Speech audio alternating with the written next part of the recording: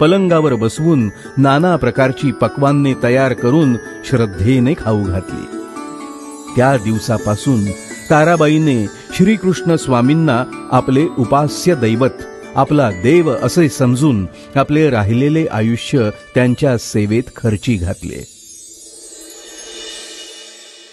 तारामतींची वृद्ध माता भीमाबाई स्वामींना एक खुळा भ्रमिष्ट असेच समजत आली होती. तारामतींनी तिची समजूत काढण्याचा प्रयत्न कित्येक वेळी केला होता, परंतु ते सर्व प्रयत्न व्यर्थ गेले होते. असेच एके दिवशी सणावाराच्या महत्वाच्या प्रसंगी महाराजांच्या दर्शनार्थींचा बराच मोठा जमाव जमला होता.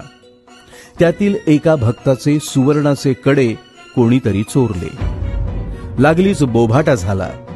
आळ मात्र वृद्ध भीमाबाईंवर आला. तारामतींची तर तारांबळ उडाली.